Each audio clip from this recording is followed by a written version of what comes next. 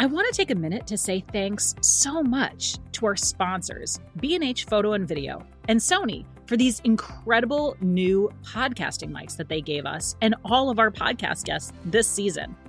The B&H Creator team supports creators of all sizes and niches, and they're actively trying to help create a fair landscape in the creator economy with free education and really great resources.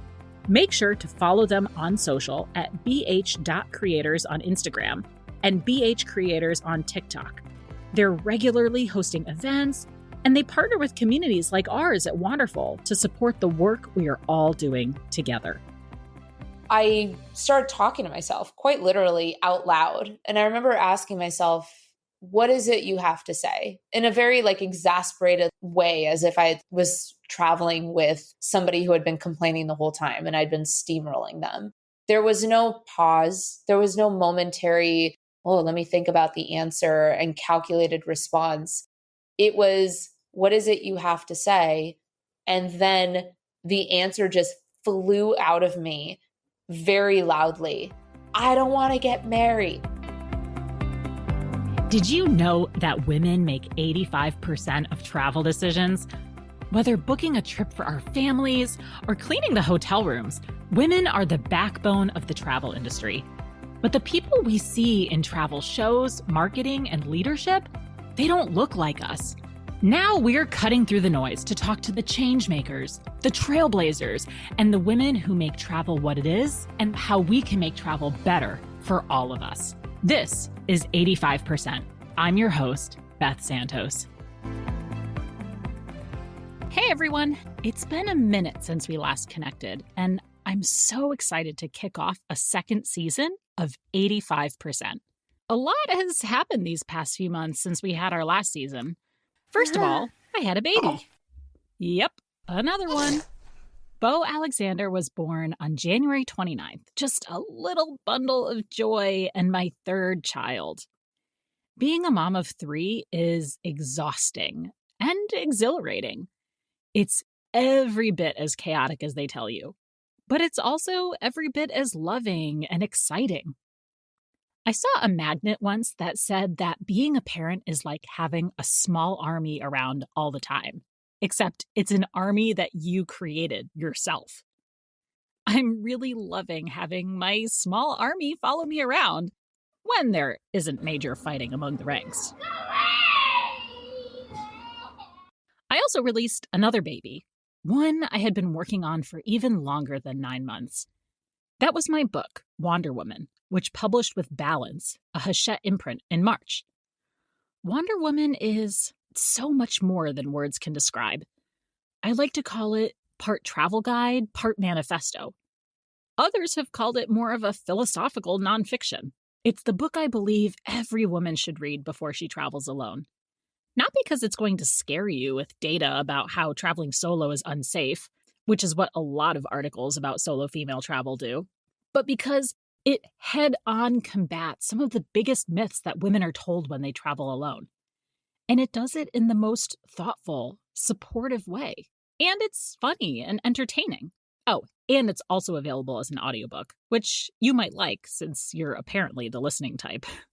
The journey of publishing Wonder Woman has been every bit as fulfilling as I hoped. I've been busy traveling on a book tour, and in April took baby Bo with me to Salt Lake City to host our 10th anniversary of the WITS Creator Summit, a major event for women content creators to gather, create connections with each other, and share stories.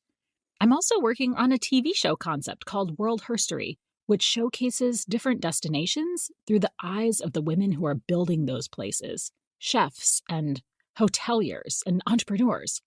And I'm doing it all during a 6-hour workday between school drop-off and pickup. The laser focus is real, folks.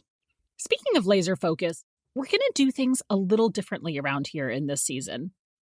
Fellow podcasters tell me that every season you learn a little something new or do things a little bit differently. You get better and better. This season is definitely that. Rather than just cutting straight interviews, I want to tell you some stories. I want you to get deep into the minds and hearts of some of travel's most interesting women. I want you to see yourself in these stories. I want you to know that so many of these moments are the moments that make us who we are. But we don't talk a lot about that. We don't give ourselves enough grace to reflect on how travel truly changes us. We're going to do that here. And here's one of my favorite parts. Even though each episode features a different woman in travel, we're also showcasing you and your stories. At the end of this episode, you'll hear from one of our listeners sharing a moment that made her pause or reflect, or a moment that scared her or surprised her. One of those universal moments that we can all listen to as travelers and think, yep, I've been there. Maybe not in that exact place at that exact moment, but in that same headspace. You've had that same feeling. We're going to trade some travel tales, and I think you're going to love every minute of it. The reality is that travel is different for all of us because we are all different. We come from different places. We expect different things. When we interpret the world interprets us too. But at the end of the day, those moments of discomfort and confusion and curiosity and change, a lot of us travelers know what that feels like, even if we feel it slightly differently. We're going to kick off our season with a story from Nikki Vargas. Originally from Bogota, Colombia, Nikki is the author of the best-selling memoir, Call You When I Land. It's a coming-of-age story featuring her, in her 20s, chasing a career dream as a travel writer. Along the way, she has formative experiences that impact her life. It's a love story. It's a story about making wrong decisions. It's a story about family and identity. And ultimately, it's a story about listening to your gut. When I decided to write Call You When I Land, I both wanted to pay homage to those memoirs that had really just given me friendship at a time when I needed it in my 20s. But I also wanted to really just honor this time period in my life that I found really set the stage for many of the things that I have now that I value, from my marriage to my career to my home to my friends to the experiences that I've had. And so Call You When I Land is a coming of age story about me as a 20-something woman in New York chasing this career dream of being a travel writer, which at the time felt very out of reach and very improbable. But I chased that career dream around the world with a dogged pursuit. And along the way, I had all of these formative experiences that also impacted other areas of my life. And so it's also a love story. It's a story about making the wrong decisions and ultimately making the right ones when it comes to love and listening to your gut. It's a story also about family and identity. And in my case, being from Colombia originally, feeling this inability to connect with my heritage and how much of being Colombian can I essentially embody, and then going to Colombia to sort of figure that out and to chase that story. And at the same time, grappling with some ghosts of my family's past, including an unsolved murder. So there's all of these elements that sort of come together and Call You When I Land and make it so that it is more than a travel memoir. While it is absolutely rooted in travel, travel is the golden thread that carries the story through, that really weaves itself through every chapter of the book. It really is just a coming of age story of a woman figuring it out and ultimately finding her footing. Call You When I Land, when I wrote it, it was really important for me to just honor this time period in my life, my 20s, in which I took big swings. Looking back, made pretty ballsy choices that ended up defining a lot of what my adult life would come to be. I grew up reading women's memoirs, and they had such an impact on me, especially in my early 20s, when things in my life felt very messy and chaotic, and I was trying to find my footing as an adult in New York. And these memoirs felt like my best friends. They felt like they gave me permission to figure it out and to make mistakes and to learn from them, and that it was okay to not have everything perfect. The literary community has loved it. The book was named a Best Women's Memoir by Glamour magazine. a top 50 best-selling book by Hudson Books, a staff pick by Apple Books, a book club pick by Real Simple, and winner of the 2024 Bessie Award for impactful writing. It's in this book that Nikki shares a moment that completely altered the course of her life's trajectory. A trip to Iguazu Falls. But it wasn't just going on the trip that did it for her. It was what happened when faced with the majesty of the enormous waterfalls in front of her. So let's go there. Tiny capuchin monkeys hop back and forth across branches of leafy rainforest, calling to one another from the tree line. Normally, monkeys attract quite a bit of attention around here. Their cute antics are a joy to watch for the tourists that pass by. But in this place, their animated activity is dwarfed by something much bigger. At first, it sounds like white noise. The sound of a TV left on in the 90s, or a noise machine in a sleeping baby's room.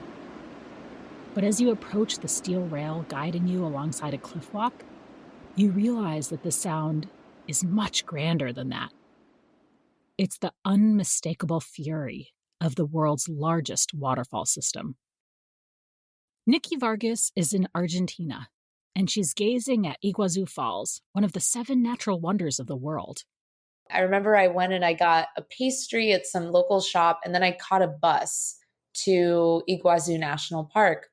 And I walked to the waterfalls. It's absolutely stunning. I mean, you have this huge, almost like crescent of waterfalls sort of pouring down into what looks like a gorge, and it's shooting mist into the air, and the mist sends rainbows in every direction because it catches the sunlight. And then you have these birds swooping in and out of the rainbow. Technically, she's on assignment for work as a travel journalist. But that's not the whole story. If you'd asked her a week ago if she had planned to travel to Argentina, she would have told you no. But when the opportunity arose, she took it and ran. Part of the reason was because it was an exciting work project. But she wasn't going to lie to herself anymore. The other reason she hopped a flight to Argentina is because she was fleeing her impending wedding. I decided to start walking away from the waterfalls and sort of following the trail as it sort of goes into the jungle. And so I find myself walking alone through this jungle. I remember this feeling while walking, this sort of almost kind of rise of butterflies in my stomach of knowing before I really understood that I was about to ask myself the tough questions. Because at the back of my mind, this entire time that I was in Argentina, I kept thinking about the fact that I was due to get married in about a week. I started talking to myself quite literally out loud. And I remember asking myself, what is it you have to say? In a very exasperated way, as if I was traveling with somebody who had been complaining the whole time and I'd been steamrolling them. Something about taking this trip to Argentina allowed Nikki to separate herself from her home context, the routines of daily life, but also the expectations of her family, her loved ones, and most importantly, her own expectations of herself. Maybe that's why, faced with the massive Iguazu Falls in front of her and nothing else, she realized she had only one thing left to say. There was no pause. There was no momentary, let me think about the answer and calculated response. It was, what is it you have to say? And then the answer just flew out of me very loudly. I don't want to get married. It just screamed it. Her wedding was just days away, and yet Nikki found herself screaming out into the giant falls that crashed below her. The moment she announced the reality of what she was feeling, the moment she realized how true it was, and that there was no escaping it anymore, Nikki Vargas was about to call off her own wedding. The venue, the caterer with its exorbitant cancellation fees, the little place cards and the photographer and the beautiful tiered cake, all of it was about to go out the window. In that moment, she knew that her bravest leap was going to be far from the easiest one, but the time had come to stop delaying it. By the time I left Iguazu National Park, I had made the decision that I knew I was going to call off this wedding. I knew that I was going to have to go back to New York and I was going to have to pull out of this. And I was terrified, absolutely terrified by that decision. But I also knew that there was no way in hell I was going to walk down that aisle. It was just a gauntlet had been thrown down and there was no going back. It's easy to think that this is where the story ends. That's usually where these valiant travel tales stop. The triumphant moment of truth. But what follows is messy. It's the reality of what it means to call off your own wedding, to break the hearts of a lot of the people that you love, in hopes to be truthful to the one heart that matters the most, yours. Once I got back to New York, I had a very, very, very difficult conversation with my ex-fiance, and then his parents were roped in, and then my parents were roped in, and I really just had to stand by my guns and say, I don't want to do this. And it was so hard because you have people trying to talk you out of it. You have, oh, it's pre-wedding jitters. Oh, this is normal. It's cold feet. It's this, it's that. You just have to stand firmly in this truth and say, no, this is what I know deep down to be true. I don't want this. And it was really, really hard to hold on to that and not let myself be gaslit and not let myself be pushed in the direction of something I didn't want. I really steadfastly held on to this truth that I had discovered back in Iguazu, and I would not budge. This wasn't a temporary lapse in judgment. I knew deep down that I could not walk down that aisle, that it wasn't fair, not only to me, but to him. It wasn't fair to stand up in front of everybody that we know and promise to be together forever when I had already decided I don't want this. And I just refused. I refused to budge on that. And I put my head down and I walked through the storm head on. It was really hard and it was really dramatic. And there was a lot of tension, a lot of fighting, a lot of anger, a lot of everything. But I just kept walking forward because I knew that eventually we would all come out the other side. Falling hard and letting herself grieve, then picking herself up by the bootstraps and giving herself a second chance are things that Nikki has had to learn on her journey from scorned lover to best-selling author. She practiced again and again the art of being true to herself. And she found that the more she practiced it, the easier it got. She practiced it when her amazing women's travel publication, Unearthed Women, rose to celebrity status and then crumpled under a lack of funding. She practiced it when she published her first book, a women's travel guide called Wanderess that she co-authored, understanding the whole book journey and process for the first time. Each time she struggled, she learned, and she used her tools to improve her game the next time around. Now, she's a senior digital editor for Fodor's Travel, an engaging speaker, and, as we know, a best-selling author. Despite it all, Nikki still found herself struggling with imposter syndrome all the way up. I had many moments of imposter syndrome where I felt that, is my life interesting enough? Does this merit a book? Imposter syndrome is very hard. And I think what ultimately got me through was trying very hard during the writing process to let go of this expectation or idea of the reader, what the reader will think, what they'll feel, will they like it, will they not like it, just trying to let go of that and remember that I'm doing this for myself. I'm doing this so that I can put my life story out into the world and have that there as this testament to this time period in my life that brought so much joy out of it. I didn't want to make myself the heroine of this book. I wanted it to be very honest, and honest in the sense that I made mistakes. I hurt people. I was selfish at times, and I made choices that had large consequences that impacted not only myself, but impacted my family, impacted my friends, that cost me friendships. And I think it was important to show when you make these big decisions in life, they're not always romantic. You know, when you call off a wedding last minute, the only storyline there isn't the brave bride who ran away from her wedding and, oh, you know, what a triumph. The other side of that coin is also important to share, which is the fallout and the ramifications of that decision and who gets hurt when that bride runs away. It was necessary to show the ugly parts of myself in order to show the best of myself. That's what I hope readers take away from Call You When I Land, which is it's a story of evolution. It's a story of growth. And ultimately, it's a story about a woman finding herself. And maybe there's mistakes made along the way. And maybe there's choices that weren't the best ones. But ultimately, it got me where I needed to go. And it gave me the life I have today. And I cannot regret a single one of those choices as a result. I recently read the book Real Self-Care by Pooja Lakshman, a book that has changed the way I see the world. In the book, Pooja talks about self-care as a verb, not a noun. It means prioritizing yourself over others. It means saying no when you need to. It means not wavering on your boundaries or your limitations. Truly caring for yourself.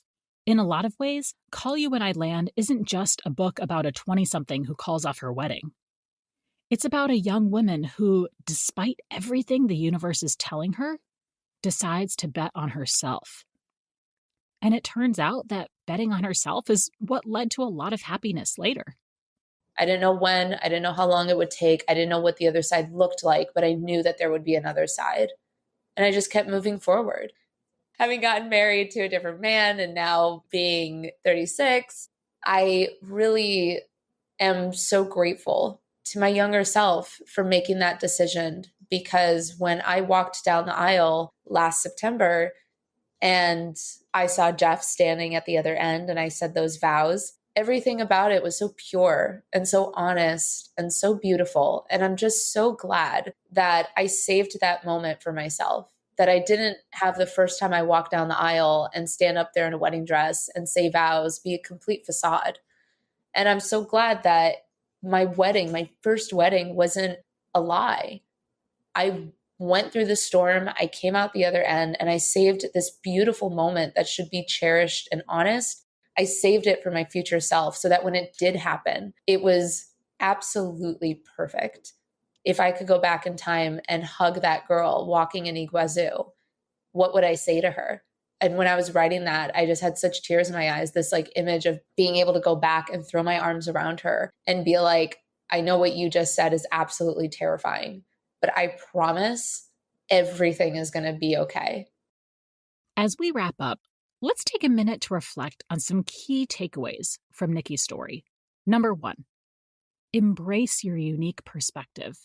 Nikki reminded us of the power of our unique voices and our own perspectives. Whether you're traveling or you're storytelling, your personal experiences and viewpoints can offer really valuable insights and resonate deeply with others. You have a book in you. Yep, I know you do. So, what's your story? Number 2, the power of resilience. Throughout her journey, Nikki has shown us that resilience is key.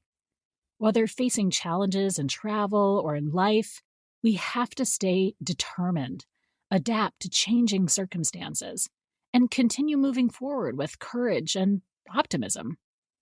And number 3, give yourself the care you deserve, even when it hurts the most. The right choice doesn't always feel the best for others.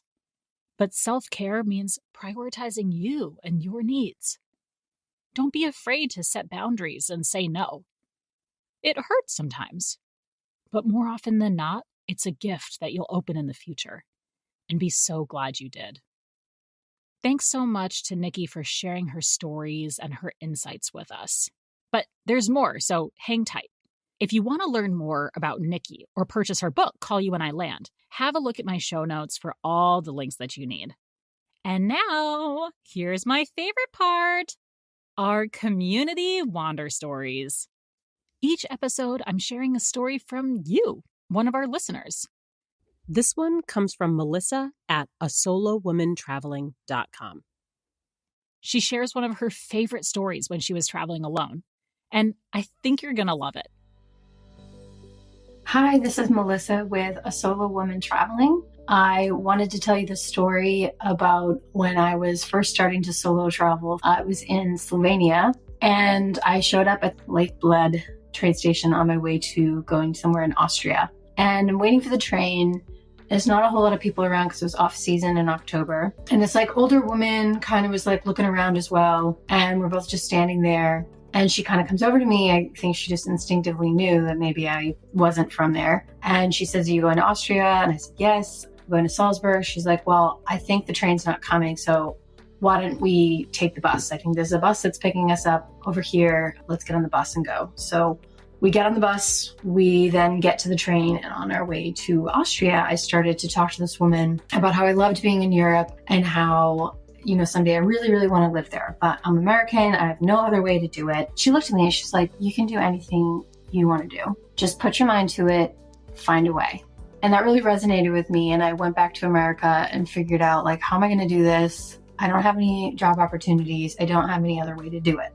Lo and behold, though, I did make it happen. So this was back in 2017. I lived in Germany and Berlin for almost 4 years, and then briefly moved back to America. And then, given the confidence I had the first time around of making something like moving abroad happen, I researched and was able to move to Greece. And then I was able to also find a visa in Portugal, where I'm living now in Lisbon. So the moral of the story was basically that solo travel led me abroad. And I've been living abroad now for another year. Total, I guess, of almost 5 years. And this is all with someone who, had no way to get in other than just to almost manifest it. So the message is, when you really, really want something, you can absolutely make it happen.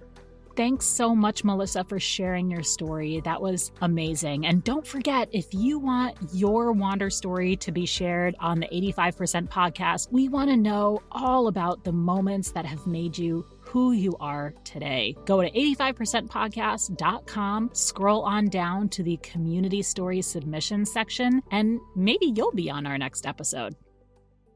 Next on 85%, we're hearing from popular travel content creator Gabby Beckford about how she showed up to a trip to Iceland having packed literally nothing, and how that trip completely changed her life. In a good way. And I had never been backpacking before, and I was the only person of color, period. Everyone's white. First day I'm in the front of the pack. I'm going up the hills and stuff, and I'm like, I did gymnastics in high school. I'm great. And by the second day, I'm like, oh my God.